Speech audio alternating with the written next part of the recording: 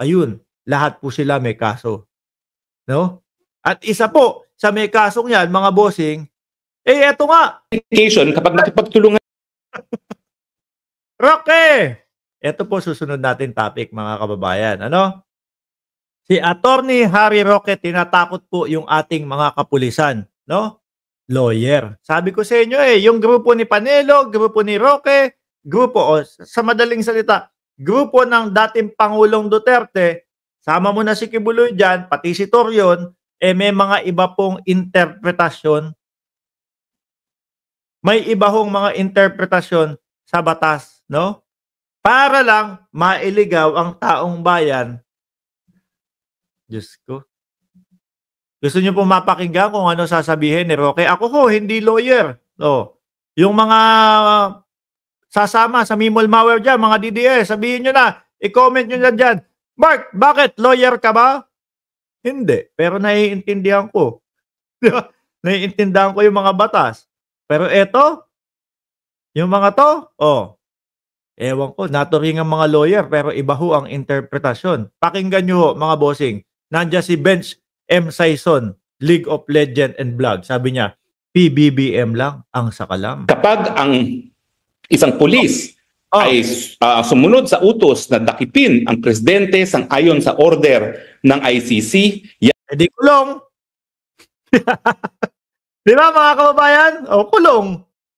Alam mo, Roque, susundin talaga yan ng ating mga kapulisan, no? Kahit anong pananakot, kahit anong sabihin mo sa kanila, walang mangyayari yan. Susunod yan sa ating gobyerno. Sabi ni Beloy Jun, grabe mga tao, no? Yan, hindi na umunlad ang utak nila. Nasa NPA, parang mga saltik na. Sabi ni Beloy Jun.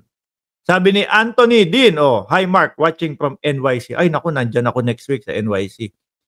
Sabi ni Justin Partida, human rights lawyer pa yan, ha? Ewan ko dito kay Roque. Banal, Roque. Kapag ang isang pulis ay sumunod sa utos na dakipin ang presidente sang-ayon sa order ng ICC, yan po ay kidnapping.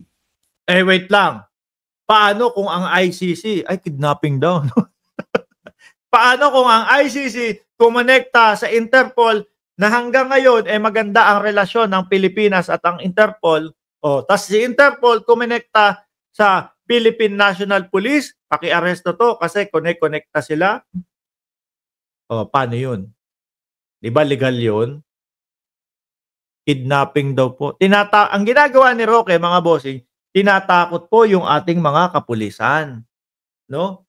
Kasi ho, mga kababayan, nararamdaman at nakikita na din ho nila, mga bossing. Naku, mukhang tama yung sinasabi ng DOJ. Mukhang tama yung sinasabi ni Bersamin. Mukhang tama at tutuluyan na ng Pangulo na papasukin ang Interpol. Alam niyo po kung saan nag-umpisa yan? Kaya nakapagsalita na ang Pangulo. Sila Bersamin, no? Ang DOJ. Doon po, dahil po kay Congressman Jinx Luistro, mga bossing, doon po napasabi ni Congresswoman Jinx Luistro, ano sabi? Okay ba sa iyo? Haharapin mo ba ang ICC kung sila ay mag-imbestiga? Oo, walang problema. Ganun. Ganun ang sabi ng dating Pangulong Duterte.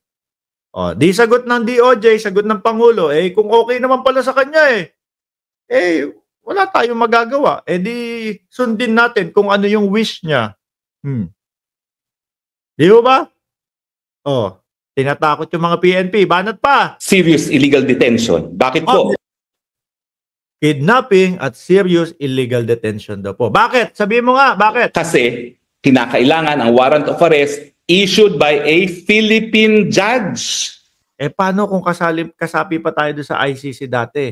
Tapos ang pagmumulan ng investigasyon simula bago tanggalin o bago putulin ni dating Pangulong Duterte.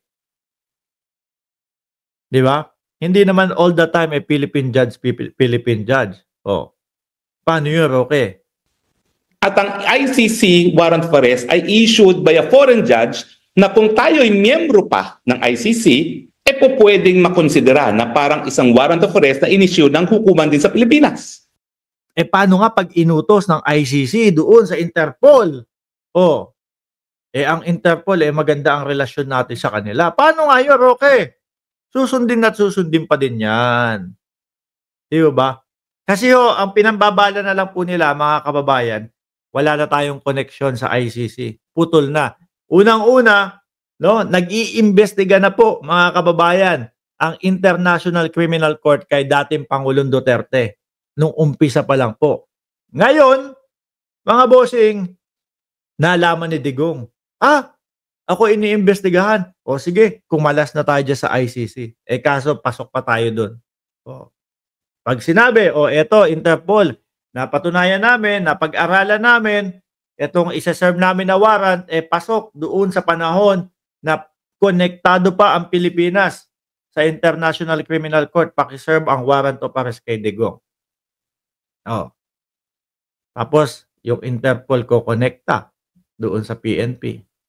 Ganun lang yun, no? Hindi mo pwede, hindi mo matatakot ang pambansang kapulisan ng Pilipinas, no? Sabi nga ng PNP, handa po kami, no? Hindi po namin sasantuhin, no? Si Duterte, hindi namin sasantuhin si Bongo, hindi namin sasantuhin si Bato. Yan sabi. Sila Albayalde, sinabi pang ganun. Di ba? Paano yun, mga DDS?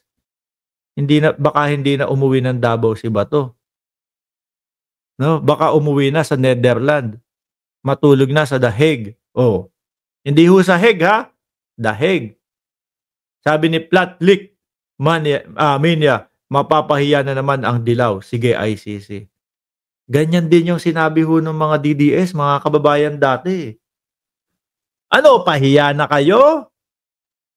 Bakit? Kasi daw hindi mahuli-huli si Kibuloy. Ano? Sabi niyo malapit ng pumunta. Sabi niyo malapit ng mahuli si Kibuloy. Nasaan? Ang tanong namin ngayon, nasaan si Kibuloy ngayon? 'Di ba? Nasaan si Kibuloy ngayon? Yun yung pinagmamalaki ho nila dati, mga bossing.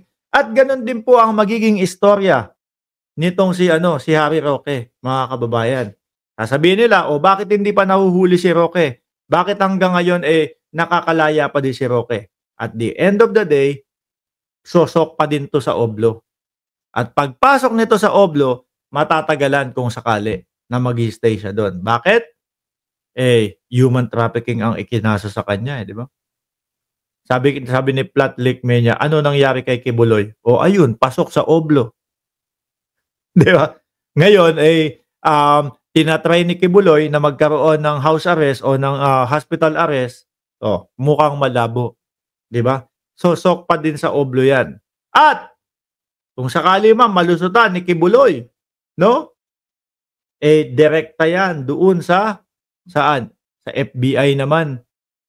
Dahil wanted din siya doon. Ililipad naman siya doon. Nag-number 1 na nga sa...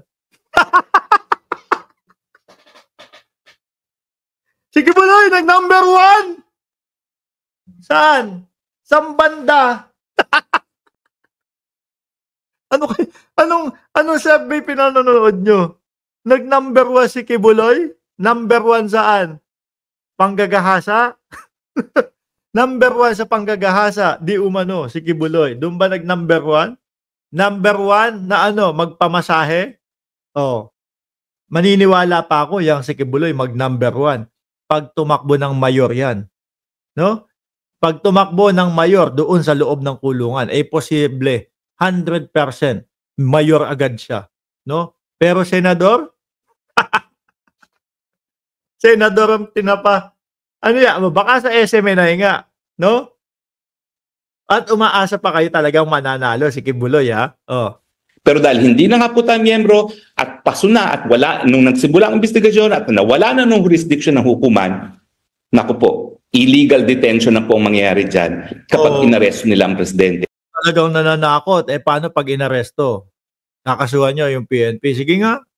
Ang dapat sa inyo, inaasikaso yung kaso ninyo. Diba? Yung pinapaharap ka doon sa Kongreso, ayaw mong humarap. Bakit?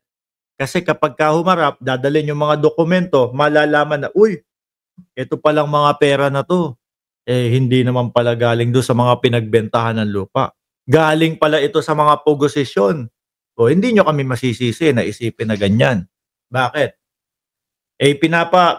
Sabi mo, dadalin mo yung mga dokumento. Pero wala. Hindi mo naman dinala. So ano iisipin namin nun? May tinatago si Roque. Di ba? Tuloy. Isang ayon sa bisa ng warrant of arrest na naging produkto ng isang preliminary investigation na nagsimula nang wala ng jurisdiction ang ICC. Nagsimula yun. Meron pang jurisdiction ang ICC. No? Meron pang jurisdiction ng ICC. Nagsimula na yon. Tapos nalaman ni Duterte, ako iniimbestigahan. Sige. Humiwalay na tayo sa ICC. Ganon ang istorya noon. Anong wala na sa ICC? Ulitin natin para hindi tayo magkamali. Na naging produkto ng isang preliminary investigation na nagsimula nang wala ng jurisdiction ang ICC. Meron. Di ba? Nag-start yun ng may jurisdiction pa. Kaya nga tinanggal ni Digong Kaya nga tinanggal ni Digong kasi nalaman niya siya yung iniimbestiga. Ikaw Anong implication kapag nakipagtulungan pa rin? Sabihin natin wala nga jurisdiction at nakipagtulungan ng Pilipinas. Linalabag po niya ang soberenya. Walang nilalabag. Iuutos yan ng iuutos nga yan ng Interpol sa PNP. Ganun lang yun kasimple. So lahat kayo, ikaw, si Kibuloy, tsaka yang sila Bato, sila dating Pangulong Duterte, malamang magsama-sama kayo, no? Malamang oblo lahat. Actually, may isa na, ayun, si Kibuloy. Susunod ikaw. Paglabas nung kaso, no, pag pumasa yung kaso at naiakyat yung kaso ni Roque, mga kababayan, ang ending po nito, mas pag-iigtingin na po yung paghahanap kay Roque. Ngayon, medyo malamya lang po yan, mga bossing. Bakit? Kongreso pa lang yung nagpapahanap no? Pero pag batas na ang nagpahanap at nandyan at korte na po ang nagsabi, hulihin si Harry Roque, iba na po yun. Mas doble o triple na po ang paghahanap kay Roque, mga kababayan.